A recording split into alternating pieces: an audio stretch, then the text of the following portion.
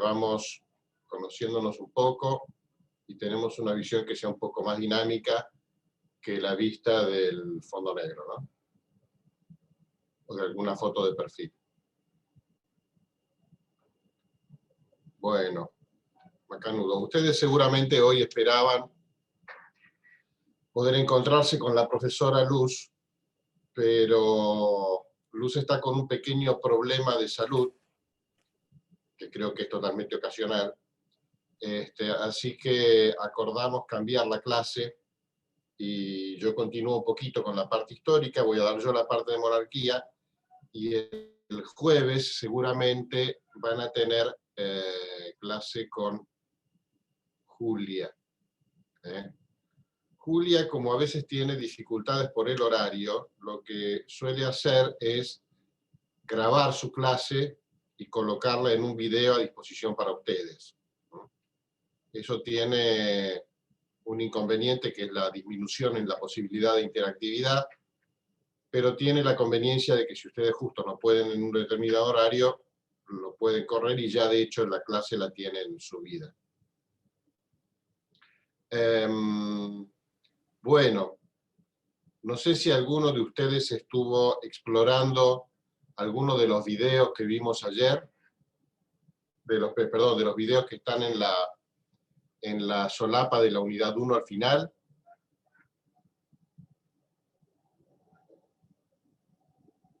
O si estuvo viendo algún video de estos que dice tips para el estudio.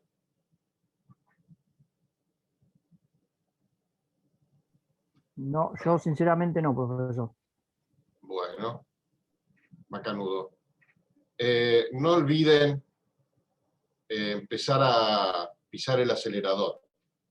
Acá el estudio universitario tiene una cosa, que es que uno arranca livianito y se piensa que toda la vida es livianita. Y después vienen los exámenes. La clave de un sistema de estudio más o menos ordenado es que ustedes vayan estudiando a medida que pasa el tiempo y no dejen la fase de estudio para el momento del examen, porque después el tiempo no le alcanza. El estudio es como el deporte. Si ustedes hace 3 o 4 años que no hacen deporte y de repente los ponen a jugar un partido de fútbol muy exigido, lo más probable es que arranquen con un desgarro. Y además que no rindan en la cancha. Para que la cosa les salga bien, tienen que ir entrenando todos los días, tienen que ir fijando conocimiento todos los días. Por eso yo les recomiendo que arranquen de a poco, pero vayan arrancando. Bueno, hoy vamos a continuar con el tema monarquía. Recordarán que ayer hablamos de los orígenes de Roma y trabajamos todo el tema relativo a la fundación. Lo cual supone hacer convergente. Pero esperen que vamos a grabar.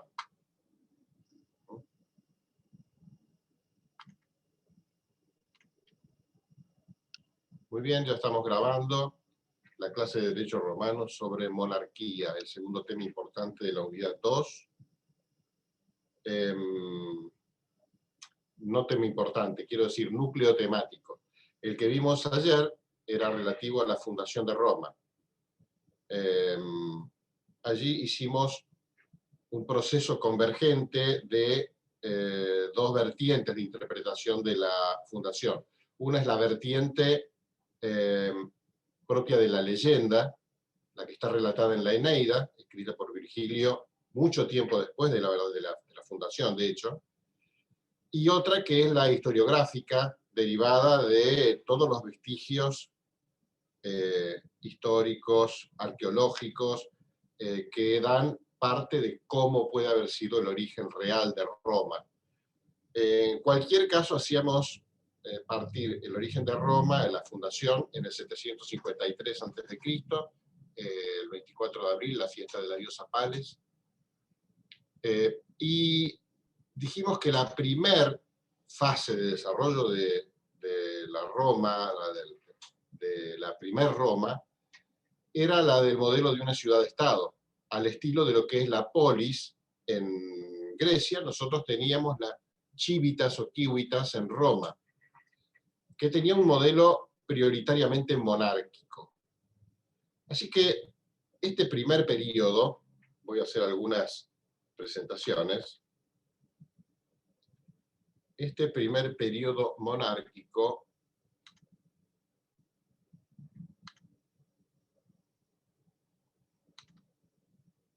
a ver si ustedes están viendo ahora la línea de tiempo, supongo yo.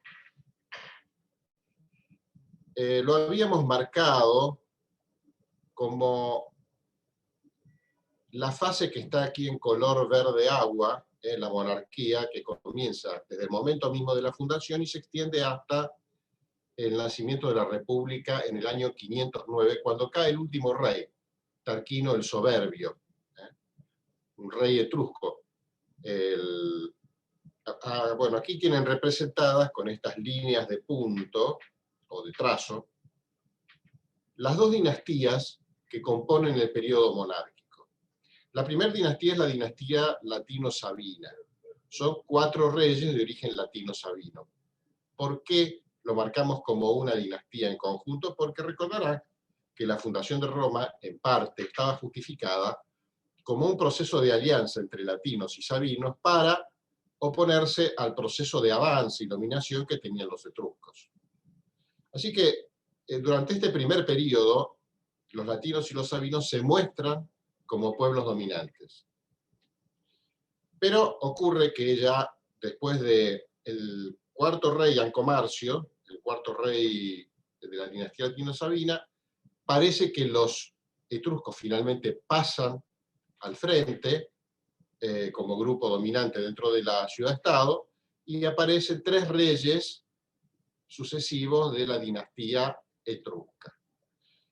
Vamos a analizar un poco el concepto de monarquía, cómo funciona la lógica de este periodo monárquico, y vamos allá a dejar la cosa más o menos lista para que tome la posta Julia con la República, que es el segundo periodo de la historia romana, que está representado en la línea de tiempo con el color amarillo. Vamos a hacer como los cordobeses que siempre ponen algún apelativo. Este es amarillo patito. El azul cielo, en fin. Bueno, voy entonces a cambiar lo que estoy presentando y voy a empezar a presentar. No, esto no es. Me tienen que tener paciencia. Cuando yo digo que voy a presentar algo, en general me demoro un momentito. Pero bueno, aquí vamos a arrancar con esto. Calculo que ya están viendo una placa que dice Fundación de Roma, que es la misma que vimos el otro día. Vamos a avanzar un poquito para llegar al punto. Habíamos hablado de la gens y habíamos hablado de la familia. De la gens lo habíamos planteado como grupo político primordial, grupo humano primordial de los tiempos de la fundación de Roma, con unidad política, comunidad económica, religiosa y jurídica, y fuertes lazos de solidaridad social. Les recomendé que se aprendan las definiciones, porque en las definiciones está contenido pequeño el desarrollo de todo el tema. Si ustedes saben la definición, ya saben cómo arrancar a hablar. Si les preguntamos, qué sé yo, ¿qué es el mutuo? Ya van a aprender ustedes que el mutuo es un préstamo. Por ejemplo, un préstamo de dinero. Yo le digo a Malena, que me está mirando ahí, Malena, ¿me presta 100 pesos? Entonces ella me presta 100 pesos para que yo me tome un taxi y mañana se lo devuelvo. Bueno, esto es una cosa así de una gauchada. Pero técnicamente hablando, en derecho, lo que hemos hecho es un contrato de mutuo.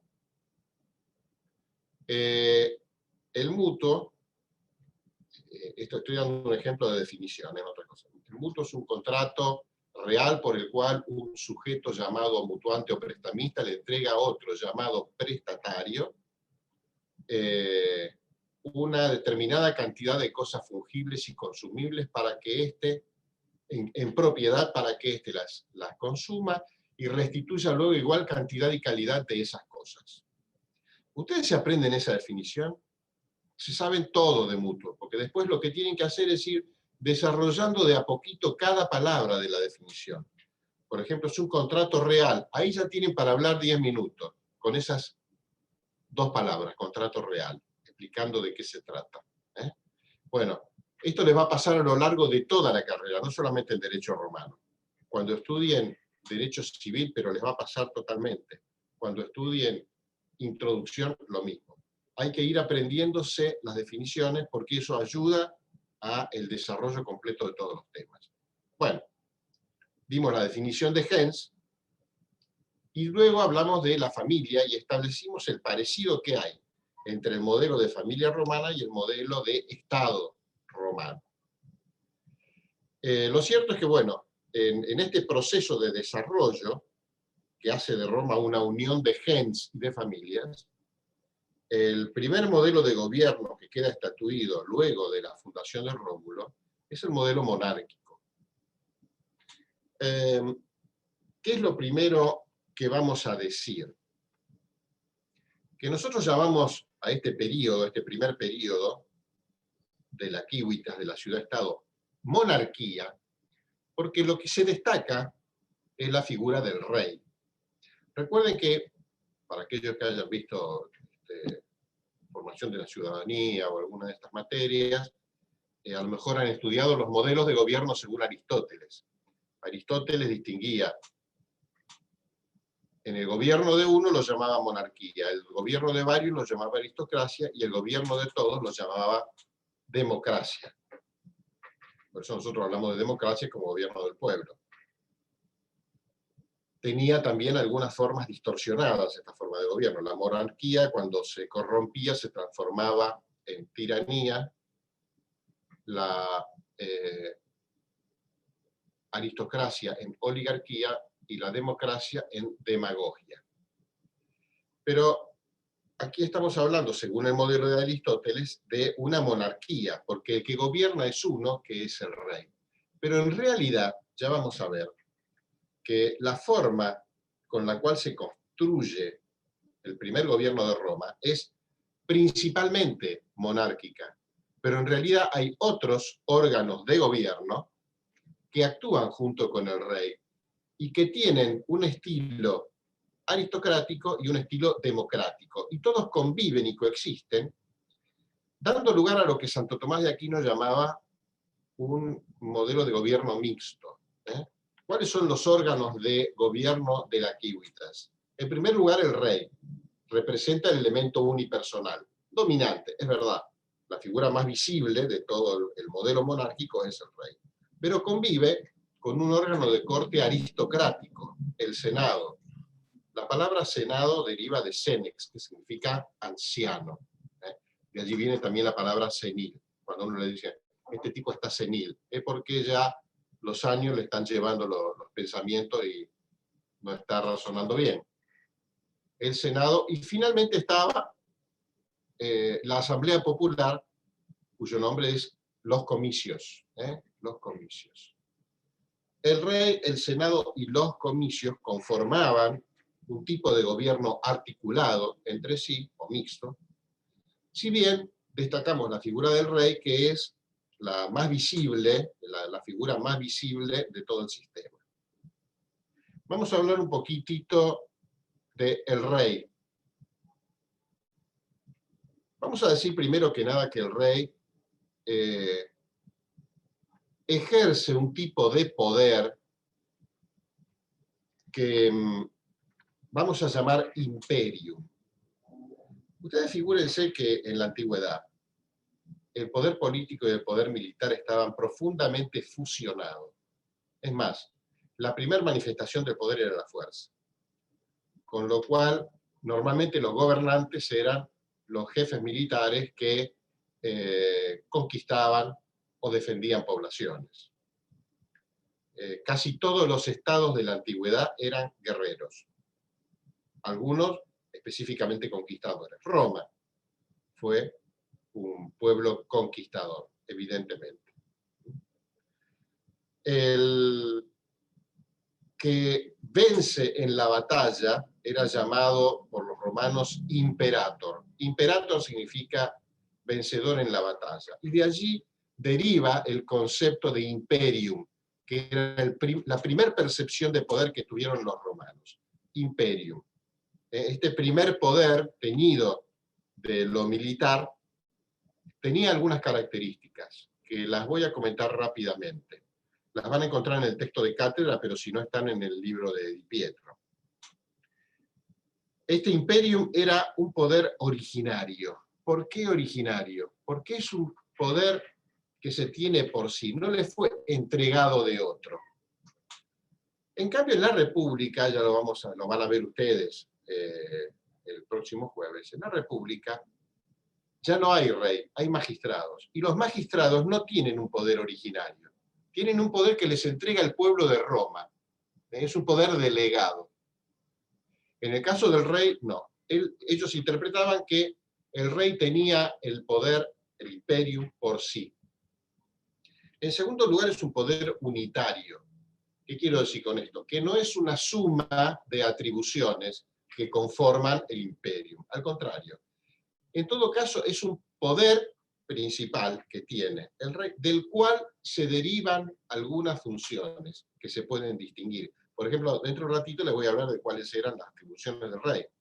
Y ahí van a ver que hay algo más asociado a lo militar, algo más asociado a la justicia, algo más asociado al gobierno de la ciudad, pero todas son derivaciones de esa especie de poder unívoco que es el imperio.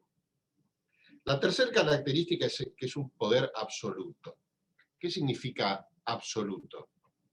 Que esta característica de poder, que después vamos a ver es también una característica de la monarquía, es que no le rinde cuentas a nadie, que no depende de nadie. No hay nada por encima de él y no tiene a quien rendirle cuentas. Y finalmente decimos que es un poder soberano. Un poco asociado a esto último que dije, ¿recuerdan cuando hablamos, por ejemplo, de los jefes de la gens? ¿Qué significa que tiene unidad política en el caso de la gens? Que se comportaban como si fueran un Estado soberano. Es decir, ese poder lo hace supremo en lo interno e independiente en lo externo. No tiene otro jefe superior. Así funciona la idea de poder que tenía el rey, el imperio. Y esto determina también cómo es el modelo de monarquía romana. Ahora vamos a ver cuáles son los caracteres de la monarquía romana.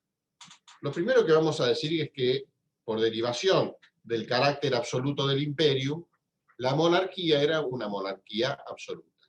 Es decir, el rey no le rinde cuentas a nadie. Absoluto viene de absuelto, de liberado, no tiene ninguna obligación frente a otro superior.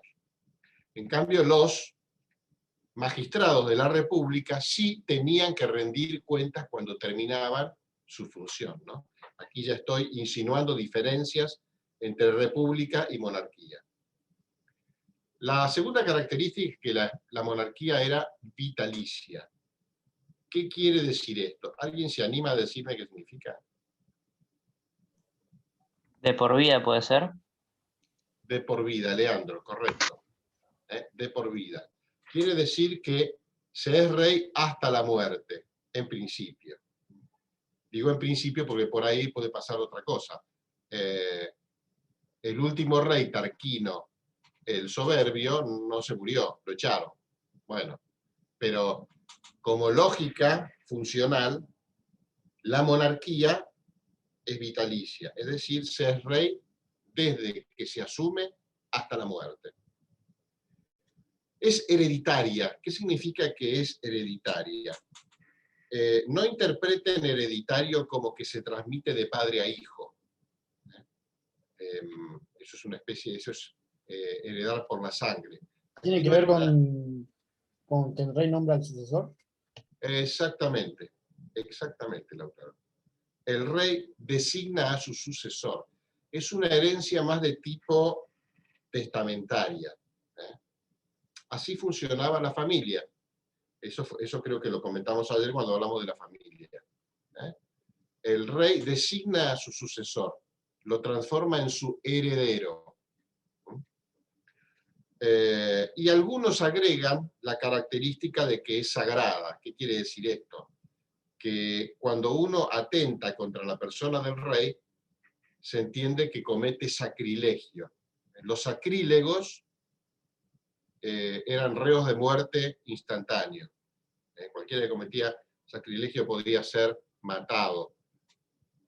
Por ejemplo, fíjense, cuando Remo se burla de su hermano y pasa por donde estaba el límite de la ciudad, recuerdan que había marcado Rómulo con un arado, Remo lo transpone, y como los límites son santos, él comete sacrilegio, y entonces el hermano lo mata.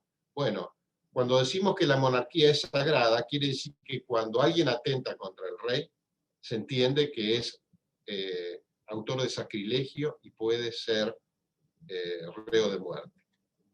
Bien. ¿Cuáles son las atribuciones de la monarquía? En primer lugar, el rey es jefe político. Roma es una ciudad-estado, el rey es el jefe de la ciudad y jefe del estado, por carácter relativo. De modo que él gobierna el estado romano, pero también gobierna las cuestiones domésticas de la ciudad. Es como si nosotros fusionáramos un intendente con el presidente de la República. Un tema complicado. Por eso, el rey, como normalmente estaba orientado a otras funciones más de tipo estatal general, para las cuestiones domésticas de la ciudad se hacía asistir por un prefecto urbi. El prefecto urbi era una especie de delegado de él para las cuestiones edilicias, las cuestiones de la ciudad. A su vez tiene las funciones políticas estatales, es decir, él es el que convoca a los comicios, el que llama al Senado, etc. Y las otras funciones que ahora vamos a ver enseguida. La segunda función destacada del rey es la jefatura militar. Posiblemente lo tendríamos que haber puesto al revés, porque como yo les dije, en esta época el imperium se derivaba más del poder militar que del poder civil, si ustedes quieren hacer una distinción que usamos en esta época. En aquella época esta distinción no existía. Entonces, el rey era el jefe supremo del ejército. Aunque también para esto contaba con colaboradores. Está, por ejemplo, el Tribuni Celerum, que era el jefe de la caballería, y el Tribuni Militum, que era el jefe de la infantería. Y de alguna manera tenía su propia estructura militar primitiva de la monarquía, porque después esto fue cambiando con el paso del tiempo. El ejército se fue complejizando. De hecho, ya vamos a ver que el penúltimo rey, Servio Tulio, introduce un cambio político, fiscal y militar. Ya el ejército allí tiene un cambio importante.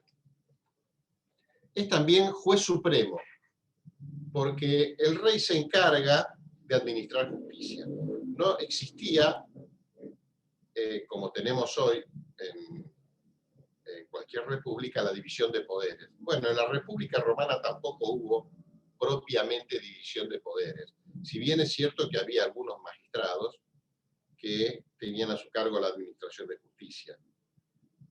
pero no en el sentido que lo tenemos ahora. El rey en Roma era el que administraba justicia, aunque también para esto se hacía asistir por algunos jueces especiales. Les voy a nombrar un par que después los vamos a volver a ver en la unidad 8, cuando hablemos de los delitos. Vamos a distinguir delitos públicos de delitos privados. Bueno, para los delitos públicos había dos tribunales especiales. Había un delito que se llamaba perduelio, que era la traición a la patria, un delito muy grave. Bueno, la traición se juzgaba a través de un tribunal de 12, que se llamaban los duovidi perdueliorum. Duovidi perdueliorum. Ellos juzgaban el perduelio. Y después había otro delito importante que era el parricidio. Hoy la palabra parricidio se usa para el homicidio de un ascendiente, por ejemplo, un hijo que mata a un padre. En Roma el concepto de parricidio era más complejo, porque algunos entendían que era el homicidio de un paterfamilias y otros que era el homicidio de un par. La palabra parricidio no vendría de pater, sino de paris. Bueno, no importa. Para cualquier caso, el parricidio era juzgado por unos jueces especiales que se llamaban quaestores parricidis. Tanto los quaestores parricidi como los duovidi perdueliorum recibían la autoridad delegada del rey, porque siempre el rey mantenía esta idea de imperium como un poder unívoco, pero él lo delegaba, lo entregaba parcialmente a algunos jueces inferiores. Y el último rol que tenía el rey, la última atribución, era la de ser líder religioso. Así como el paterfamilias era el encargado del culto familiar en la familia, el rey era encargado del culto público en la ciudad. De hecho, el segundo de los reyes, que es Numa Pompilio, ya vamos a ver, crea los colegios sacerdotales y se pone él como pontífice máximo. De tal manera que fíjense ustedes que ya comienza la vida institucional de Roma incorporando el culto público, culto que es traído de toda la tradición de la mitología indoeuropea. De hecho, van a ver que existe una gran correlación entre los dioses griegos y los dioses romanos. Bueno, esto es asumido, este culto es impulsado por el propio rey.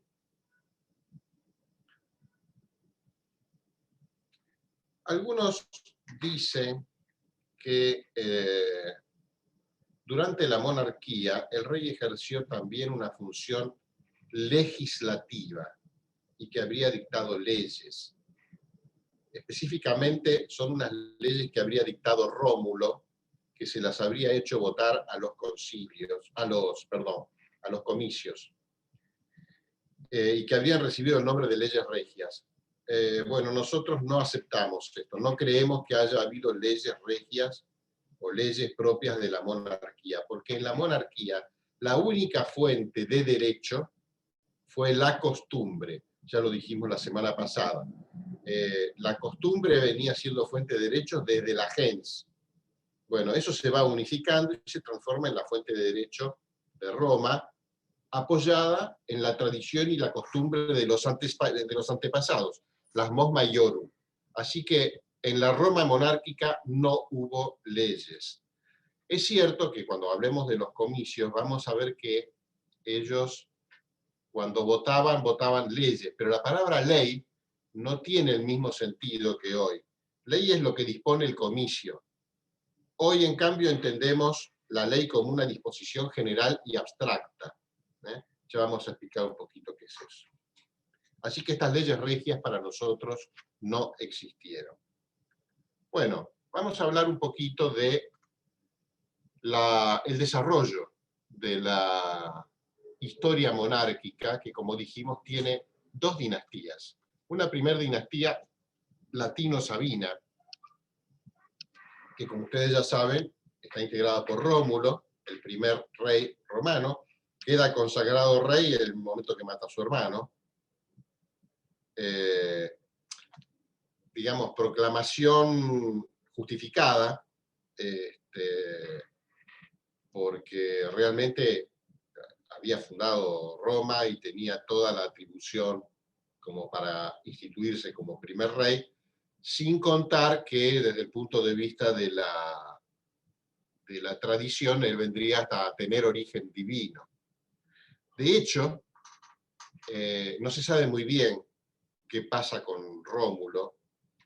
Algunos dicen que muere en batalla, otros que murió asesinado, pero la tradición dice que cuando él muere, fue llevado al cielo en una carroza de fuego y elevado a la categoría de Dios, y renombrado con el nombre de Quirino. El nombre de Quirino. De hecho, hay un sacerdote en Roma, dentro del colegio de los Flamines, son sacerdotes encargados de mantener encendido el fuego sagrado de algún dios, así como las vestales mantenían el fuego sagrado de Roma, los Flamines tenían encendido el fuego de algún dios. Hay uno, que es el Flamen Quirinalis, que mantiene encendido el fuego de Quirino y dirige el culto de Quirino. ¿Y quién es Quirino? Es Rómulo, después de muerto, elevado al cielo en la carroza de fuego. Aquí hay también reminiscencias de otras culturas, hay otros dioses escandinavos que van al suelo en carrozas de fuego, dioses griegos, hasta la tradición judeo-cristiana, el profeta Eliseo, es llevado al cielo en una carroza de fuego. Bueno, esto quedará dentro del misterio de la leyenda. Rómulo funda Roma, y no solamente traza los límites, la organiza políticamente. La divide en 3 tribus para mantener este equilibrio de los pueblos originarios, y crea los órganos políticos. El que iba a ser el rey, pero además crea el primer senado y organiza los primeros comicios. Esto lo vamos a ver enseguidita. El segundo rey es Numa, o Numa Pompilio. Numa crea los colegios sacerdotales, como dije hace un rato. Entre ellos, uno muy importante es el colegio de los pontífices. No se sabe muy bien el origen de la palabra pontífice. Algunos dicen que el pontífice es el encargado de hacer el puente entre la divinidad y los humanos. El tema es bastante discutido, pero sí es cierto que el colegio de los pontífices tuvo en Roma un rol muy importante, porque la tarea que tenían los sacerdotes no era solamente religiosa. Ya vamos a ver que en esta época la religión, el derecho, la política y hasta la actividad militar estaban todas medio como entrelazadas. De hecho, cuando uno iba a un juicio, tenía que recitar una acción, y esa acción la daba el pontífice, porque el ejercer el derecho es una cosa religiosa. Esto lo vamos a ver en la unidad 5 y en la 2, pero lo voy anticipando para que ustedes lo tengan presente. Entonces, los pontífices eran muy importantes. Manejaban el calendario, redactaban las acciones, que es prácticamente como decir que hacían la forma de ejercer el derecho, y además había otros sacerdotes. Por ejemplo, nadie iba a la guerra sin consultar los augurios. Había sacerdotes dedicados a definir cómo iba a ir en batalla, y si convenía o no desplegar una guerra. Con lo cual ustedes se dan cuenta que lo religioso atravesaba toda la vida de Roma. El que sigue es Tulio Hostilio. Tulio Hostilio. Me voy a anticipar una diapositiva. Acá. ¿Por qué pongo esta imagen? Este es un cuadro de Jacques-Louis David, el mismo que hizo el del rapto de las Sabinas, que ustedes tienen en el texto de cátedra. Otro cuadro gigantesco que está ahí puesto en el Louvre, que tiene que ver con Tulio Hostilio. Tulio Hostilio es el tercer rey latino sabino. ¿Por qué se dice Hostilio? Porque Hostilio significa guerrero. Tulio el guerrero sería la traducción. Tulio le declara la guerra a Alba Longa. Alba Longa es la ciudad latina de la cual venían Rómulo y Remo. Recuerden ustedes, ahí estaba su abuelo Numitor. Numitor los manda a fundar una ciudad y ellos van 25 kilómetros al norte. Entonces, Tulio le declara la guerra a la ciudad madre, a la metrópoli romana, que era Alba Longa. Y el tema es que como todos eran parientes, porque todos venían de allá, iba a ser una guerra fratricida, una guerra entre familiares. Entonces, para no hacer un derramamiento de sangre tan grande, pactan que la guerra la van a librar 3 hermanos de Roma contra 3 hermanos de Alba Longa. Los 3 hermanos de Roma se llaman curiacios, que son los que están allí prestando juramento delante de su padre, que sostiene las espadas. Esos son los 3 campeones de Roma, los 3 curiacios que van, los 3 Horacios. Estos son los Horacios, los de Roma son los Horacios. Son los 3 Horacios que van a luchar contra los 3 representantes de Alba Longa, que son los curiacios. El cuadro se llama El juramento de los Horacios. Y están jurando ante el padre combatir por Roma hasta dar la vida. Atrás ven unas mujeres que están llorando, son la madre y las hermanas. Esto es importante lo que estoy diciendo, reténganlo.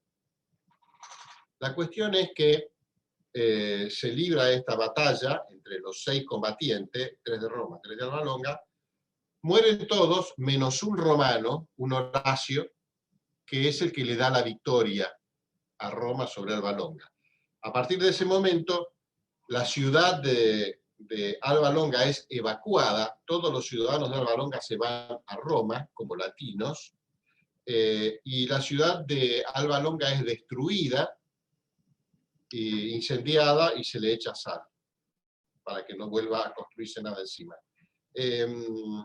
Igual ahora existe ahí, como les dije la semana pasada, como les dije ayer, la ciudad de Castel Gandolfo. Pero bueno, esto estamos hablando de algo que ocurrió presuntamente 600 años antes de Cristo. Así que, bueno, pueden haber pasado tantas cosas. ¿Por qué les dije que retengan la imagen de las mujeres de atrás? Porque parece ser que, como les dije, los 2 pueblos estaban muy entrelazados, y una de las hermanas de los Horacios estaba de novia con uno de los curiacios. Entonces, cuando termina la batalla, la hermana del único vencedor se pone a llorar la muerte del enemigo. Y entonces el hermano, indignado, la mata. Conserven esto porque me va a servir para otra cosa que tengo que decir después, ¿no? Por ahora, tengan la idea de que es una cosa medio del estilo de una novena turca o alguna cosita así. Bueno, vuelvo para atrás. Dijimos Tulio Hostilio, el tercero de la dinastía latino-sabina, que es el que le declara la guerra a Alba Longa. El que sigue es Anco Marcio. Anco Marcio es un gran constructor. Aquí hay que decir que... Anco Marcio, el último de la dinastía latino-sabina. Como decía, es un gran constructor. Roma se caracteriza por varias, digamos, fortalezas, genialidades, maravillas. Una es el derecho, que es lo que estamos estudiando. Roma es prácticamente artífice del derecho. Si ustedes han tenido oportunidad de ver el video de la página de introducción, la del tema general derecho romano, ustedes saben que el derecho romano prácticamente es la fuente inspiradora de casi todo el derecho del mundo.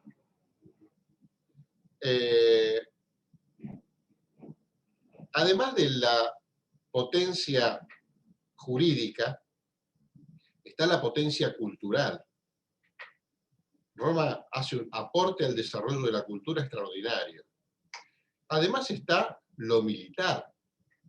Roma fue un imperio porque tuvo el ejército más poderoso del mundo. Ellos hacían la guerra, pero además sabían cómo hacer la guerra. Fue una máquina militar impresionante. Pero el otro elemento maravilloso de Roma tiene que ver con lo que yo tengo acá atrás. Esta foto del Coliseo representa una maravilla de los romanos, que es la arquitectura. La arquitectura. Para los que tengan la oportunidad de ir a Roma, van a ver cómo en cada paso encuentran lo arquitectónico y lo cultural. Los mosaicos romanos, las esculturas romanas, son fantásticos, maravillosos. Y a su vez, las construcciones. Siempre traigo a colación que en Roma, para los que hayan visto la serie Roma de HBO, en la portada aparece en el fondo una imagen que es el Panteón. El Panteón, que está bien en el centro, digamos, arqueológico de Roma, cerca de la Piazza Navona, es una maravilla de la arquitectura romana. Tiene una bellísima cúpula con un agujero en el medio que deja pasar la luz, e incluso para cuando llueve tiene un sistema de drenaje interno en el edificio fantástico, está conservado maravillosamente. Todavía hoy nadie se explica cómo hicieron los romanos para construir esa cúpula y para lograr la sustentabilidad del edificio. Una cosa maravillosa. Fíjense que esa técnica se perdió, y cuando Miguel Ángel hace la cúpula de la iglesia de San Pedro, tuvo que diseñar un sistema nuevo que permitiera de alguna manera reconstruir algo que permitiera sostener las fuerzas expansivas que genera la cúpula en la base para que no se derrumbe. Bueno, esto los romanos lo tenían resuelto durante los primeros años del imperio. Una cosa fantástica. Bueno, Anco Marcio posiblemente sea uno de los primeros Anco Marcio. Posiblemente sea uno de los primeros disparadores de este progreso edilicio que hacían los romanos. Los romanos construyeron acueductos, caminos, las vías romanas eran impresionantes. Puentes, las cloacas, bueno, el primero que hace la cloaca es Lucio Tarquino Prisco, Tarquino el Antiguo, que es el primer rey Tarquino que vamos a ver. Los templos. Anco Marcio construye el primer puerto, el puerto de Ostia. Roma no está exactamente sobre el mar, pero muy cerca está el puerto que se construye para servir a Roma. Este puerto de Ostia fue construido por Anco Marcio y sirvió de base comercial y militar para Roma. De modo que es también una parte de la gran maravilla arquitectónica romana. Pero finalmente dijimos, concluido estos 4 reyes de la dinastía latino-sabina, los etruscos logran imponer el mando y se designa el primer rey etrusco, que es Lucio Tarquino Prisco. Pero pasó a la historia con el nombre de Tarquino el Antiguo. Tarquino el Antiguo también fue otro gran rey. Él construye la cloaca máxima. Fíjense que los romanos tenían cosas construidas que en la Europa medieval no existieron, o que continuaron usando las que habían hecho los romanos. De hecho, hay puentes, qué sé yo, estoy pensando en Salamanca. Uno va a Salamanca y está allí a la orilla del río Tormes, y sobre el río todavía se usa el puente romano. el puente romano, un puente construido por los romanos cuando los romanos dominaban Hispania. Así que fíjense, y hay toneladas de tramos construidos, muros, que todavía son de vigencia de los romanos. Esto entonces, Tarquino el Antiguo también hizo templo, el templo de Júpiter que está en Roma es obra de él. Luego viene Servio Tulio. Servio Tulio es un rey importantísimo, porque de alguna manera él hace una transformación política, que la vamos a ver cuando veamos los comicios.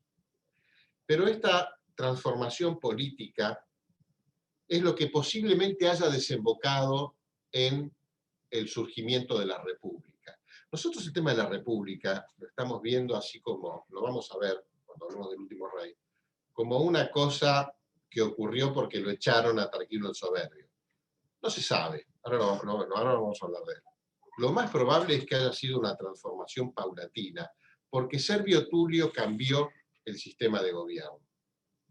Para mí, yo no he profundizado tanto en la historia romana, pero yo creo que Servio Tulio fue un gran estadista, un tipo con mucha visión, el que logra que después Roma se expanda. Porque él, ¿qué es lo que hace?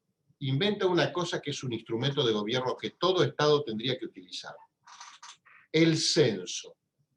Él inventa el censo. Lo inventa para reorganizar los comicios. ¿Pero qué hacía con el censo? Con el censo resolvía un montón de cosas. En primer lugar, resolvía el tema de planeamiento de la ciudad, ¿cierto? Porque todo el mundo tenía que inscribirse. Al inscribirse en el censo, él organizaba tres cosas. El ejército, los que estaban empadronados, eran los que se sabía que iban a combatir. Él organizaba el ejército, organizaba el tributo, definía a través del censo cómo se iban a pagar los impuestos. Roma fue maestra en las dos cosas. En la fuerza militar y el tema de cobrar impuestos fue extraordinario para Roma. Y finalmente, a través de quién mantenía el ejército y cómo se pagaban los impuestos, es que él atribuía el derecho a votar, organizó la política. Con estas tres cosas, él transforma Roma. La Roma, después de Servio Tulio, ya no va a ser la misma. Lo que pasa es que yo creo que no lo ve él, lo van a ver después, cuando aparece la República.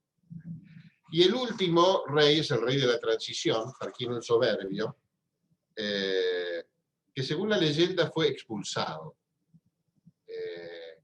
En una fiesta, la fiesta del Regifugium, fiesta que todavía se celebra en Roma, no se sabe si es una fiesta verdadera o es una simple celebración conmemorativa. El Regifugium fue la conmemoración del día que lo echaron a Tarquino el Soberbio, y según dicen los romanos, juraron nunca más someterse a la voluntad de uno solo. Por eso después aparecen los magistrados. Esto no es así, porque los romanos, en Italia hubo reyes durante el siglo XIX, incluso XX, hubo reyes desde que cayó Roma en adelante, así que después tuvo el imperio no tenía el rey, pero tenía un emperador, que era uno solo, sobre todo después del dominado, y además tuvieron a Mussolini, que no era ni rey ni emperador, pero era dictador, y era uno solo. Así que este juramento me parece que no fue muy cumplido, pero igual ellos tenían esta idea de que después de Tarquino el Soberbio nunca más uno solo en el trono. ¿Qué es lo que pasó? ¿Por qué lo echaron? Bueno, el relato legendario indica que el hijo de Tarquino el Soberbio habría abusado de una mujer patricia, la casta Lucrecia. Lucrecia parece ser que después del abuso, para lavar su deshonra, se suicida. Hoy tenemos una visión diferente, porque el deshonroso es él, no ella. Ella es la víctima, pero bueno, parece ser que para poder mantener su honra se tenía que suicidar. Bueno, ella se suicida y esto provoca una indignación en el pueblo que lo expulsan a Tarquino y a su hijo, ¿no? Entonces, a partir de allí, aparece un nuevo modelo de gobierno, que es el de las magistraturas, que es distinto en casi todas las cosas de la monarquía, porque ya no es hereditario, sino que lo eligen los nuevos comicios que creó Servio Tulio, no es vitalicia, porque las magistraturas son a término, duran un año nada más. Y además son responsables. Todo esto lo van a ver seguramente la semana que viene. Bueno, lo que están viendo aquí es la Roma Quadrata que fundó Rómulo, y esto lentamente se fue expandiendo. Esta ya es la Roma llamada de la Liga del Septimontium, o de las 7 colinas. La Roma original, la Roma Quadrata, es una Roma que abarcaba 4 colinas: el Monte Capitolino, el Monte Palatino, el Esquilino y el Aventino. Luego Roma va ampliando su frontera, aparece esta segunda dimensión más expansiva de Roma, la Liga del Septimontium, y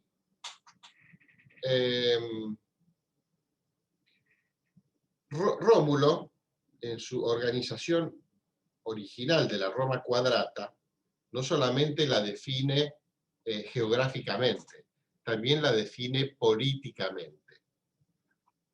Rómulo divide a Roma, como dije hace un rato, en 3 tribus.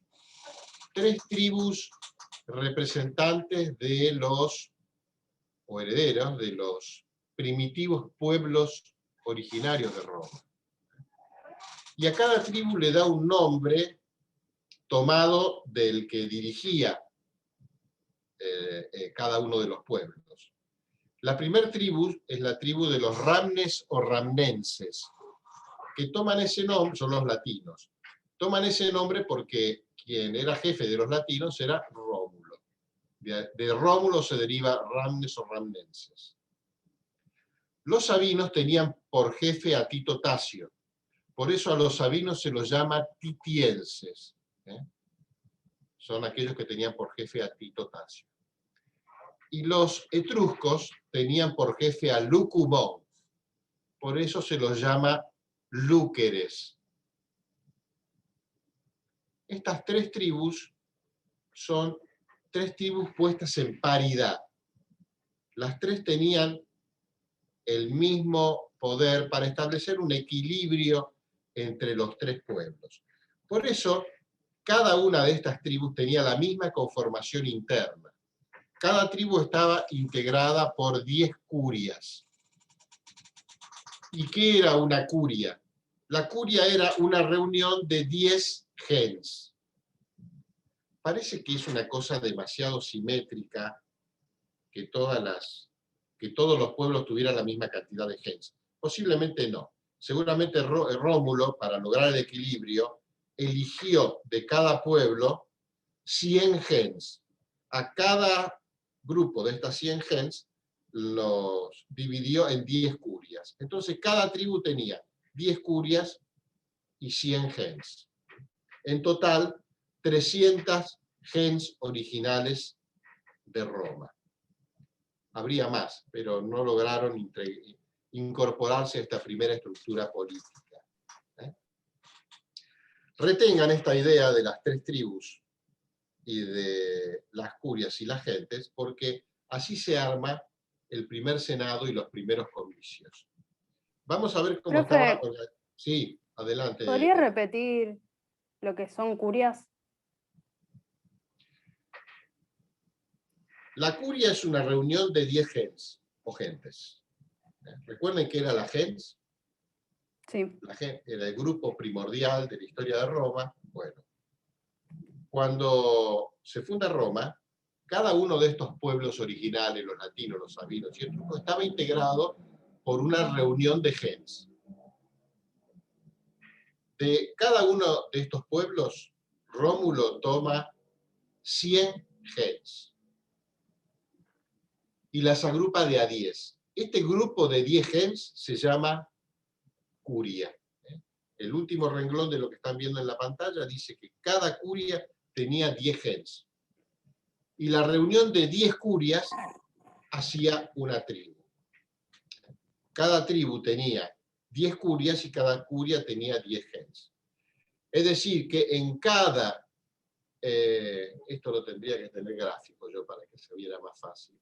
En total eran 30 curias, ¿no? En total eran 30 curias, porque son 3 tribus. Y bueno, y después eso se multiplicaba por 3. Y eso, no. 300, no. Las 30 curias se multiplican por 10, porque cada curia tiene 10 gens. Entonces, en total son 300 gens. A ver si puedo dibujar. Acá había una herramienta. No, espérate. No puedo dibujar acá. A ver. A ver si puedo dibujar con esto. Vamos a ver qué pasa. Vamos a suponer que esta es una tribu. La de los lúqueres. Esta es la tribu de los pitienses. Y esta es la tribu de los ramnenses. Esto sería la organización política de Roma. 3 tribus.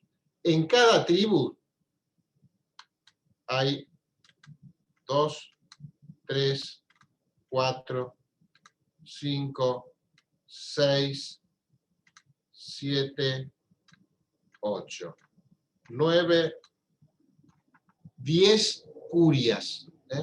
Estas son curias. Vamos a hacer una C, me va a salir horrible. Perfecto. Esta es una curia.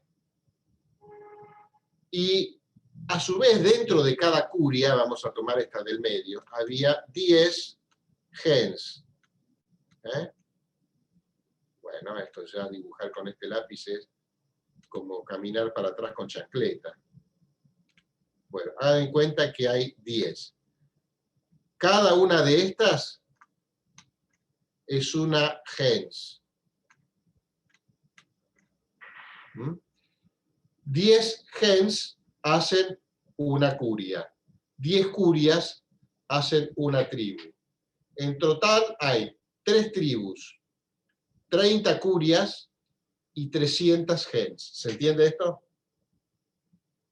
Fantástico. Ahora, mi pregunta es...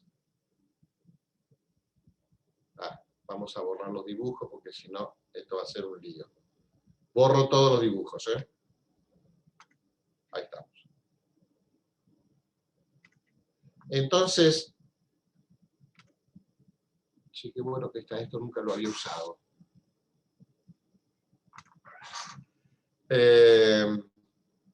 Volvemos a la organización de Roma. Roma termina organizada así por Rómulo. De aquí, de esta idea de las 3 tribus, se derivan la forma en que se organiza el Senado y la forma en que se organizan los comicios. Vamos con el Senado. El primer Senado de Roma lo crea Rómulo. Como dije, Senado viene de anciano. Es como el típico consejo de ancianos. Es un cuerpo típicamente aristocrático. El primer Senado estaba integrado por los patres. ¿Qué son los patres? Los jefes de las primeras gens fundadoras de Roma. Posiblemente de allí se derive la palabra patricio. Cuando ustedes vean las clases sociales, porque eso lo dejo para que lo vean ustedes, van a ver que uno de los orígenes posibles de la palabra patricio, o de la distinción entre patricios y plebeyos, está en que la primera acepción deriva de patres, o primeros padres fundadores. Estos 300 jefes de la gens serían los patres, o padres fundadores. Bueno, el Senado estaba integrado por patres. Patricios. Es un pequeño cuerpo patricio, asesor del rey. Digo que es un cuerpo asesor porque sigue teniendo el mando el rey consulta al Senado, pero El Senado tiene un rol importante. No es simplemente un consejero, porque vamos a ver que tiene funciones incluso para que el rey pueda asumir. El primer Senado que crea Rómulo estaba integrado por 100 miembros. ¿Cómo logra esta cantidad de 100? Bueno, en primer lugar, él nombra 3 senadores por cada curia. Recuerden que en la curia hay 10 gentes, ¿no es cierto? 3 de estos patres de cada curia van a ser senadores. Hay 30 curias, ¿verdad? Multiplicado por 3 miembros de cada curia, ahí ya tenemos 90 senadores. A su vez nombra 3 senadores más por cada tribu. Todos los elegía él, Había 3 senadores más por cada tribu. 3 por los lúqueres, 3 por los ramnenses, 3 por los quitienses. Eso ya suma 9 senadores más. Ahí tenemos 99 senadores. Y después eligió él un senador más para presidir el cuerpo, que sería un amigo, qué sé yo, alguien de su confianza. Ahí tenemos el primer senado de 100 miembros. Este número fue cambiando con los años, porque luego se incorporaron más gentes y se fueron incorporando más senadores. De hecho, para la época de Augusto, había cerca de 1000 senadores, lo cual era todo un problema. Augusto Claro, reduce, eso de hecho. te quería preguntar, ¿y eso influyó para bien o para mal que haya más senadores? En general,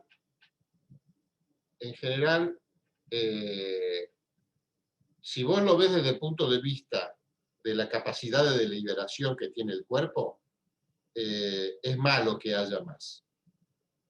En las ciencias de la administración hay un principio de un tal Parkinson que dice que hay escasa o nula correlación entre la cantidad de personas y una tarea asignada. Por ejemplo, vamos a suponer que vos designás un grupo de 3 personas para que te haga un plan. Y va a salir un plan. Ahora, si vos ponés 1000 personas para hacer un plan de algo, posiblemente demoren un año en planificar, porque la tarea de coordinación ya es un problema. Hacer un pozo, típico de las cuadrillas municipales. Tener una cuadrilla municipal porque tiene que hacer una zanja en un lugar. Y tenés 6 personas trabajando. Hay uno que está usando la pala. 3 que están mirando y 2 que están haciendo el asado para el mediodía. Bueno, ahora ya asado no se hace más porque está muy caro.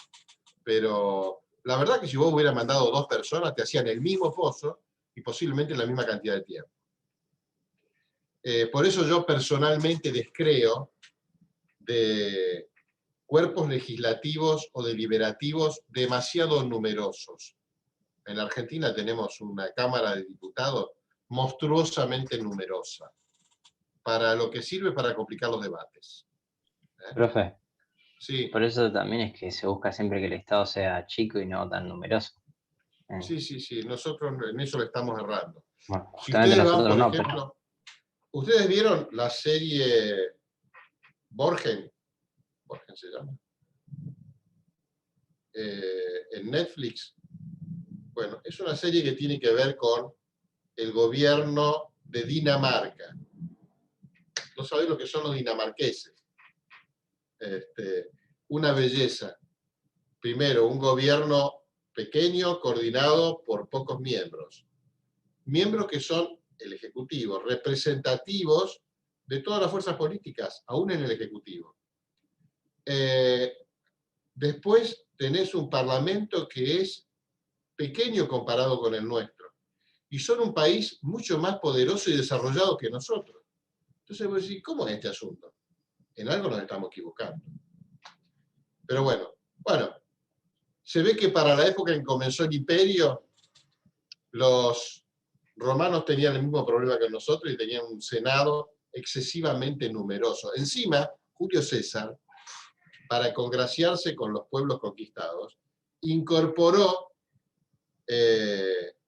al Senado a algunos pueblos bárbaros. Hay galos, por ejemplo, que se incorporan al Senado, y Julio César lo hace porque tenía muchos enemigos en el Senado. Bueno, de hecho, después una conspiración de los senadores termina matándolo. Pero como tenía enemigos, para conseguir votos a favor, él mete senadores a los cuales les había hecho favores. La política siempre tiene estas cosas. Bueno. Como ahora. Sí. Acá tenemos este primer senado de 100 miembros hecho por Rómulo. ¿Y qué funciones tenía el Senado? Voy a decir, además de la tarea de asesorar al rey, voy a nombrar dos funciones que me parecen muy relevantes. La primera es la autoritas patrum. La autoritas es un tipo de función que sirve para completar una voluntad insuficiente. ¿Voluntad de quién? De los comicios. Ahora vamos a ver que todo lo que se decidía en los comicios tenía que ser ratificado por el Senado. Es algo así, después lo vamos a ver cuando veamos a las personas incapaces, los que tienen un tutor. El tutor en algunos casos actúa por autoritas, es decir, el incapaz puede realizar actos jurídicos, pero esos actos jurídicos tienen que ser ratificados por el tutor, porque se entiende que la voluntad del pupilo es insuficiente por sí misma. Y acá había una cosa parecida, era como si el Senado fuera tutor de los comicios. Los comicios tenían una voluntad propia, pero era como insuficiente. Tenía que ser ratificado por el Senado. Y esta ratificación recibía el nombre de autoritas patrum. Y finalmente, ¿qué pasa acá? Ahí está. El Senado, en realidad no el Senado, sino los senadores, ejercían la función de interrex. ¿Qué es esto? Cuando un rey se moría, tenía que asumir el rey nuevo, pero esto llevaba todo un trámite, un proceso. Entonces, ni bien se moría un rey, uno de los senadores asumía el gobierno con el cargo de interrex. Interrex sería el que está entre un rey y otro. Y ejercía ese cargo por 5 días. Si a los 5 días no había asumido el rey nuevo, él se tenía que retirar y venía otro senador, que era interrex por 5 días. Y así sucesivamente hasta que asumía el nuevo rey de Roma. ¿Se entiende cómo? Por eso digo, no es que era una función del Senado, era una función de los senadores, pero ejercida individualmente, no como cuerpo. Claro, tenían que pasar, hasta que no encontraran el rey, tenían que pasarlo a cada miembro de los senadores. Exacto. Digamos, no pasaba normalmente todo el No, Senado. no todo, claro. Porque, qué sé yo, en pocos días vos podías tener el nuevo rey asumido. Ponele, estoy tirando un nombre, un número. Un mes, 30 días. 30 días son 6 senadores, no más. En un cuerpo de 100 te sobra. Bueno, esto es el tema del Senado. Y finalmente, vamos a hablar de los comicios. El primer modelo de comicios que crea Rómulo, que recibe el nombre de comicios curiados. ¿Por qué? Porque estaba organizado en base a las curias, que yo decía recién. Cada tribu estaba organizada en 10 curias. A través de las curias se hacían las votaciones. Entonces recibe el nombre de comicios curiados.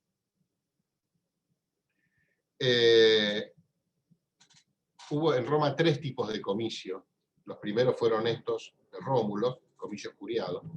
Después vinieron los comicios centuriados, que son los que inventa Servio Turio.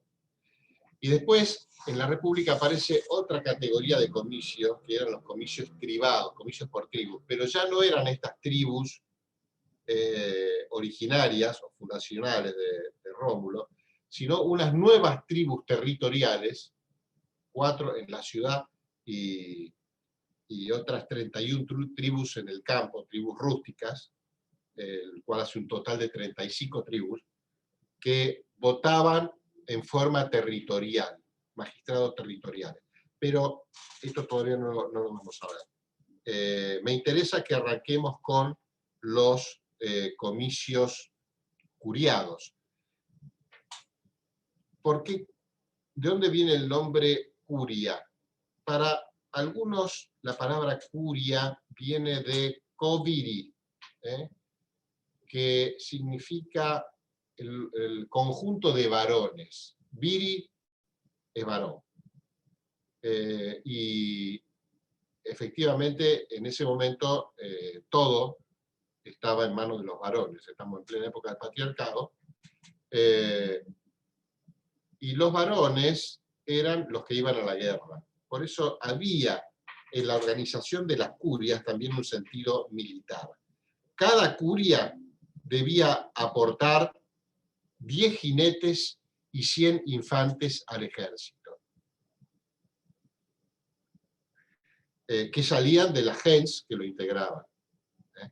Por eso era de alguna manera la base de los votos. ¿Qué funciones tenía los comicios curiados?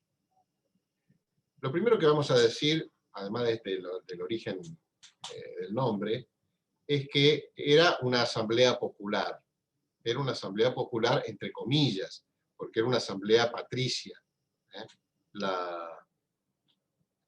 Espérate que yo me doy cuenta que ustedes me deben estar viendo como que miro para el costado. Espérate que voy a correr, voy a hacer un pequeño movimiento, espero que no se me desenchufe.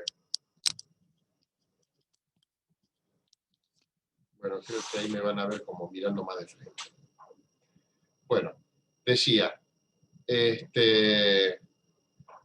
los comicios curiados eran una asamblea patricia, es decir,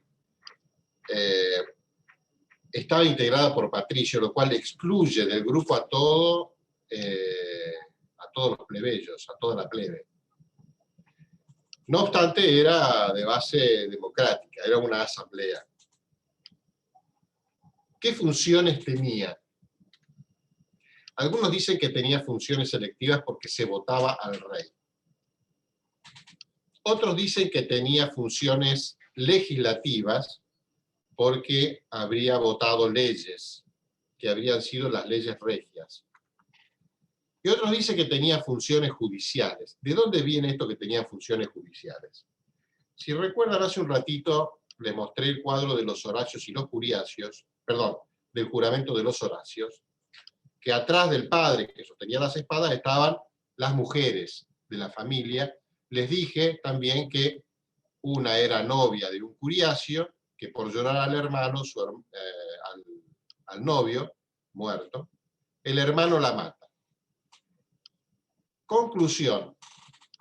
El hermano es llevado a juicio por homicidio y lo condenan a muerte. Pero ahí estábamos con un problema, porque acababan de condenar a muerte al héroe que le había dado la victoria, había luchado hasta la muerte para darle la victoria a Roma y le había dado el triunfo. Entonces era un problema, y dicen que algunos, en forma popular, reclamaron a los comicios para que le conmutaran la pena y finalmente lo declaran, le perdonan la vida. Bueno, esto es leyenda, esto es muy probable que no haya ocurrido. Al igual que tampoco ocurrieron las funciones selectivas y legislativas. Nada de esto hacían los comicios curiados. Las funciones selectivas, no. Porque si bien votaban al rey, no lo elegían, así como hacemos nosotros, que tenemos a Fernández contra Macri. O en las anteriores lo tenían a Macri contra Scioli y Massa. No. Ellos no podían elegir en ese sentido. Sí lo votaban, pero había una votación cuyo único sentido era conferirle la investidura de rey para que comenzara a ejercer el imperio. Por eso lo que hacían era votar para dictar la lex curiata de imperio. En realidad no es una ley en el sentido que hablamos hoy de ley. No era un acto general y abstracto, como quien dice, el que mata a otro tendrá una pena de 8 a 25 años, como dice el Código Penal. Eso es una ley. ¿Por qué? Porque es una norma general que se aplica a cualquiera y abstracta porque se desprende del caso particular, ¿vale? Para cualquier homicidio. Acá no. Esta se refiere a una única persona, a un acto concreto, no abstracto, que es un rey que va a asumir el poder. ¿Por qué le decimos ley? Porque en esa época todo lo que salía de los comicios se llamaba lex, aunque no fuera una ley en el sentido que hablamos nosotros. Lex curiata porque sale de un comicio curiado, y de imperio porque es la que le otorga el imperio al rey. Antes de eso el rey no puede mandar. Lex curiata de imperio. Entonces, esto es una ley que confiere en imperio, surge de una votación, pero no es una elección. Así que la función electiva no lo tenía. Algunos dicen que los primeros comicios votaban a través del sufragio. ¿Qué significa sufragio? Porque hoy nosotros hablamos de sufragio y pensamos que poner la boleta en el sobre y meterlo en la urna. Supongo que todos ustedes han votado o están por votar. Bueno, en aquella época el sufragio era otra cosa. Sufragio viene de la palabra fragor. Sufragium quiere decir debajo del fragor. Debajo, ¿qué es el fragor? Fragor es el ruido de las armas. En algunos himnos argentinos se habla del fragor, de la lucha. Al ruido de las armas se le dice fragor. ¿Y cómo hacían los romanos para votar en esa época? Golpeaban los escudos con las espadas, y ese ruido era un símbolo de aprobación. Bajo ese ruido aprobaban. Sufragio, bajo el ruido de las armas. De allí se deriva el sentido actual de sufragio, pero hoy se hace diferente. Nadie lleva espada y escudos a los actos electorales. Entonces, el primer acto, o la primera función de los comicios era la lex curiata de imperio. El segundo era la ad rogatio, que tenía una fase previa que se llamaba de testacho sacro. Ayer hablamos de la familia romana y dijimos que era una especie de pirámide que tenía un jefe máximo, que era el pater familias, y que todos dependían de él. Y que se era pater familias si no se tenía otro ascendiente varón vivo. Esa persona tenía pleno poder jurídico. Bueno, ocurre que en Roma, en algunos casos, un paterfamilias podía colocarse con toda su familia debajo de la potestad de otro paterfamilias. Vamos a suponer que, espérate que no estoy viendo los nombres completos. Vamos a suponer que, qué sé yo, Francisco Castro es un paterfamilia y se coloca debajo de la potestad de Franco Gallo y de Valle. ¿Por qué? ¿Por qué va a hacer esta cosa? Si él tiene plena autoridad sobre su familia, ¿por qué se va a colocar debajo de la autoridad de Franco? Porque a lo mejor, ¿quién era el primero que se iba a poner? Se me borran los nombres acá. Habíamos dicho que era Francisco Castro, que se colocaba debajo de Franco Gallo. ¿Por qué se va a someter a la potestad de Franco? Bueno, vamos a ponerle que Franco es un senador y no tiene hijos, no tiene descendencia. En cambio, Francisco sí tiene una familia numerosa, pero es medio pobretón. Todo esto es ficción, ¿eh? Ni uno es pobretón ni el otro es senador. Estamos inventando una historia, estamos teatralizando. Entonces, hablan entre los dos y Federico ofrece darle descendencia familiar a Franco, y Franco le va a dar herencia a Francisco. Para lo cual uno pasa a integrar la familia del otro. Esto debía hacerse en Roma, delante de los comicios, porque Roma es una reunión de familias. Entonces, cuando ustedes hacen una cosa de estas, alteran el equilibrio familiar, que es el equilibrio político. Los comicios tenían que aprobar una cosa como esta. Entonces se hacía esto delante de los comicios, y lo primero que había que hacer era cambiar el culto familiar, porque Francisco tiene su culto familiar, el culto de sus antepasados. Pero a partir de ahora, si entra en la familia de Franco, tiene que seguir el culto familiar de Franco. Así que lo primero era abandonar el culto familiar anterior y asumir el nuevo culto familiar de Franco. Esto se llama Detestatio Sacrorum. Era un paso previo para hacer la adrogatio, que es esto de colocar una familia debajo de otra, ¿no? O bajo la potestad de otra. Esto se hacía delante de los comicios. ¿Qué otra función tenían los comicios?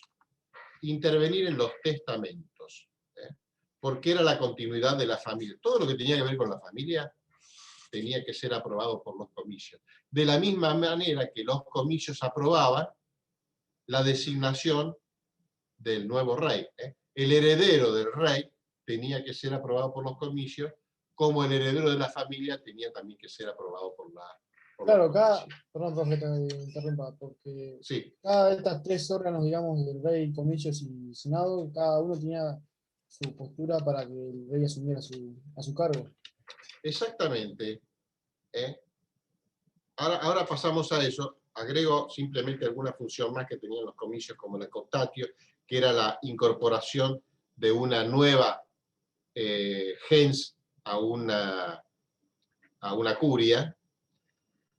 Y también tenían una función informativa. A veces se reunían los comicios para deliberar o informar cosas. Esto que está diciendo Lautaro es importante. Fíjense ustedes que ¿cómo se designa un rey en Roma? Bueno, hace un ratito dijimos que lo designa el rey anterior. Es decir que aquí interviene un rey para la designación del rey nuevo, pero no alcanza con eso. Porque como ustedes ven, también tienen que intervenir los comicios, porque es necesaria la lex curiata de imperium para que el nuevo rey empiece a ejercer. Pero tampoco alcanza con eso, porque ya dijimos hace un ratito, voy a ir para atrás, ya dijimos hace un ratito que todo lo que resolvían los comicios tenía que ser aprobado por el Senado por la autoritas patrum. Así que solamente tenemos nuevo rey si intervino el rey anterior designándolo, intervinieron los comicios mediante la lex curiata de imperio, e intervino el Senado con la autoritas patrum. Recién ahí hay un nuevo rey. Así que ustedes ven que para tener un rey tienen que intervenir los tres órganos de la monarquía. Bueno, vamos a ver rápidamente las reformas de Servio Tulio. Servio Tulio, como dije, un visionario, cambia el esquema de gobierno. Él crea un nuevo tipo de comicio, que son los comicios centuriados. Los organiza por centurias, que es la nueva estructura del ejército de Roma. Y a las centurias las divide entre caballeros y infantes, y reparte el sostenimiento del ejército entre distintas clases sociales según la riqueza que tienen. ¿Qué hace con el censo? Con el censo ve qué fortuna tiene cada ciudadano romano y lo asigna a una clase social, que no son las clases sociales de patricios y plebeyos, que después ustedes van a ver, sino clases por riqueza. y divide en función de la cantidad de tierra que tiene cada uno. Primero crea la clase de los caballeros, una especie de supraclase que no depende de la riqueza. A los caballeros les asigna 18 centurias del ejército. Y estas 18 centurias que tienen que mantener, le da 18 votos. Las centurias, además de ser unidades militares, son unidades de voto. Y después crea 5 clases en función de la cantidad de tierra. La primera clase es la que tiene 20 yugadas de tierra o más. Las yugadas son, 20 yugadas es una cantidad de tierra equivalente a 100.000 haces, aproximadamente. La segunda clase es la que tiene hasta 15 yugadas de tierra. Bueno, a la primera clase le asigna 80 centurias. A la segunda clase, 20 centurias.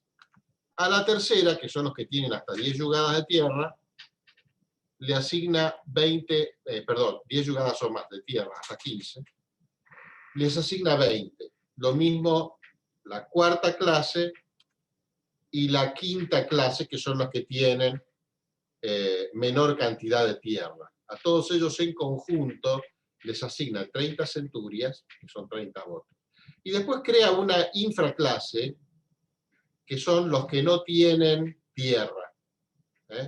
Son los proletarios, los obreros, los músicos, los artesanos, y a todos ellos en su conjunto les asigna 5 centurias.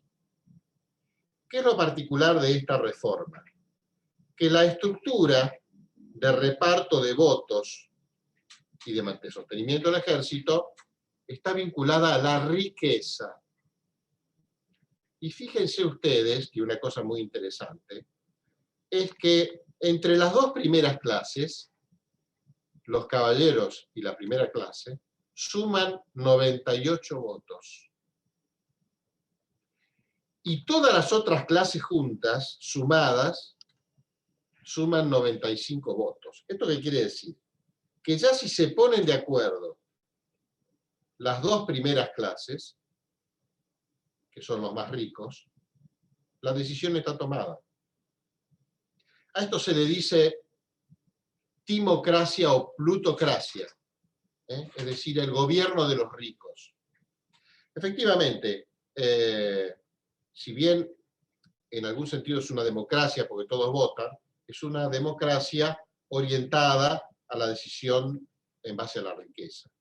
Pero, por otro lado, tengamos presente que Servio Tulio estaba resolviendo 3 cosas a la vez: el sostenimiento del Estado y del ejército, la organización del ejército y la organización política de Roma. Más allá de esta cuestión de que le dio peso a la riqueza, la reforma de Servio Tulio es magistral. Y además, estos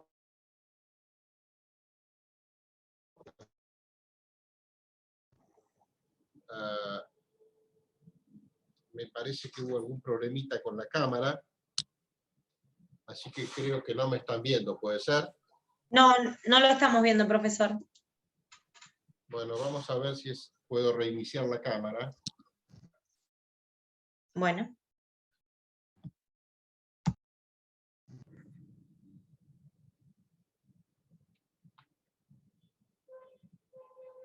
He logrado reiniciar el audio, me parece.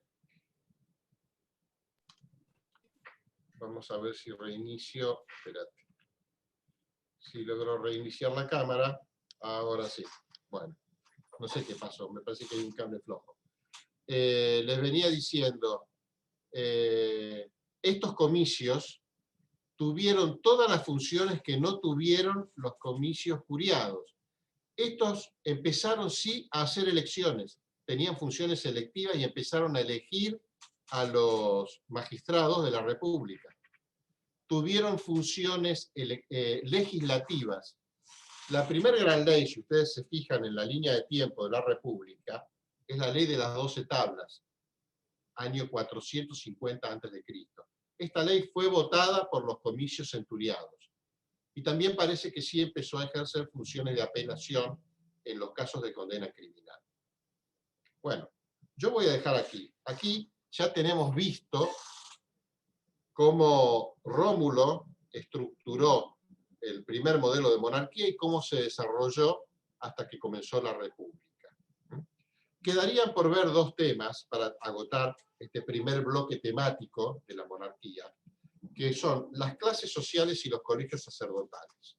Son 3 páginas, o 4, del 3 páginas. La 18, 19, 20 y 21, pero no son enteras, así que es un poquito menos. Que lo dejo para que lo vean ustedes. Es un texto bastante simple y creo que lo van a entender sin dificultad. La parte de las clases sociales es muy importante porque toda la República es prácticamente la lucha entre patricios y plebeyos. Y los colegios sacerdotales, sobre todo los pontífices, porque son muy importantes en la vida jurídica de Roma. Esto lo vamos a ver en la unidad 2. Y ya el jueves, la semana que viene, comenzarán con la República. ¿Alguna pregunta más sobre lo que hemos visto hoy?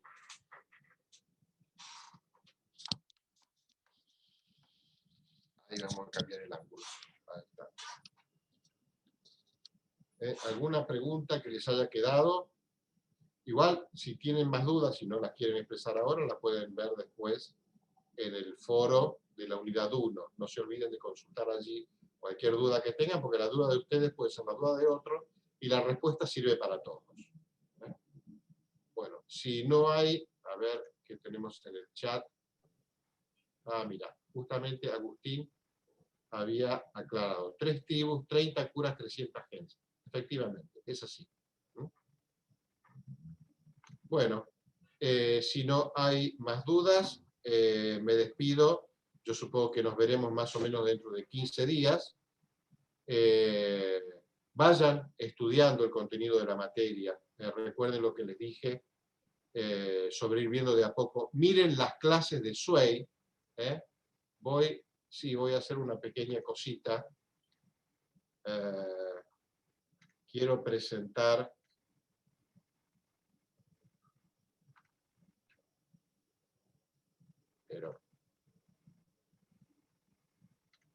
esto que están viendo en pantalla es la clase de Sway que tienen sobre la monarquía.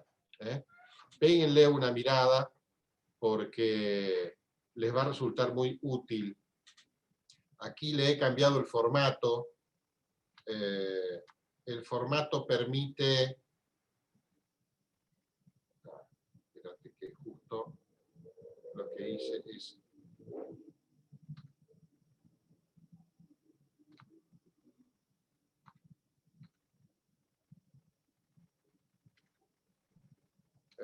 cambiar a un formato que no puedo ver acá. A ver, ahí está. Sí, lo cambié a un formato que va, en vez de ir de derecha a izquierda, como lo tienen ustedes, lo puse, exploren en Sway, ustedes pueden cambiar el formato de lo que ven allí. Yo ahora lo puse para ver de arriba hacia abajo.